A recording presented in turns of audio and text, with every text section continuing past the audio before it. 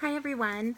Today I wanted to talk to you about a wonderful book in contemporary realistic fiction. This book is called Out of My Mind. I want to show it to you here. It's by Sharon M. Draper. And this is contemporary realistic fiction because it takes place in our everyday world, in the world that we know, the modern day world. There are things that happen in this story that can happen in real life. And it has many parts of the subgenre with growing up in a family, learning that dynamic, coming of age.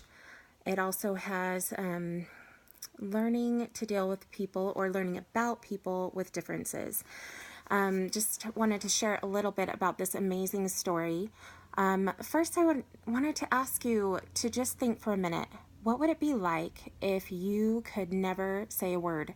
I mean, for moms, we might think being silent for a day would be lovely. But what if you could never say anything? And even while you had amazing thoughts and genius ideas in your mind, what if you could never give a hug or do something as simple as taking yourself to the bathroom or dressing yourself or even telling someone how you wanted to be dressed? And feeding yourself. Feeding yourself even had to be done for you. That's what happens in Melody's world. Melody has cerebral palsy, and from birth, she has never been able to do very much.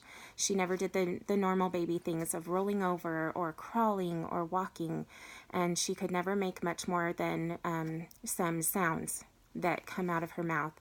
But in her brain, she is a genius. She can remember things from her earliest infancy, even information she's watched on TV.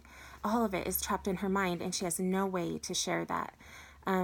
She can also see colors in the music that she listens to, so she has that ability that no one knows about. She is also she has one lady who babysits her, Miss V, and Miss V gets her and pushes her. She pushes her to learn how to do things, to push her physical abilities, even though they're limited.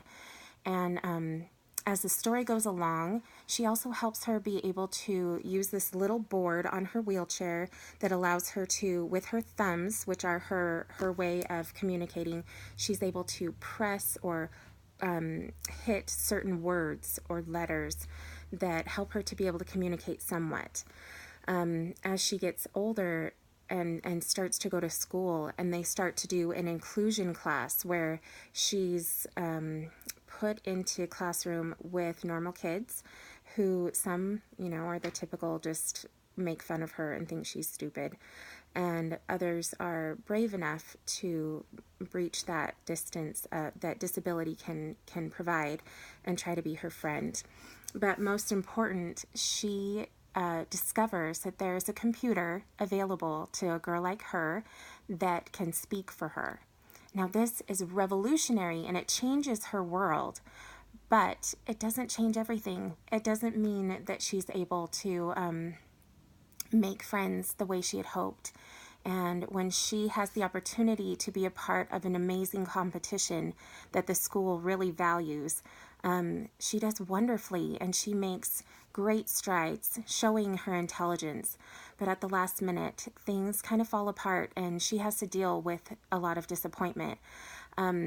This is a book that we could not put down. I loved reading it. I loved sharing it with my girls, my kids, my older girls who are I have a teen and a 10-year-old, and they both wanted me to keep reading every night as we read this.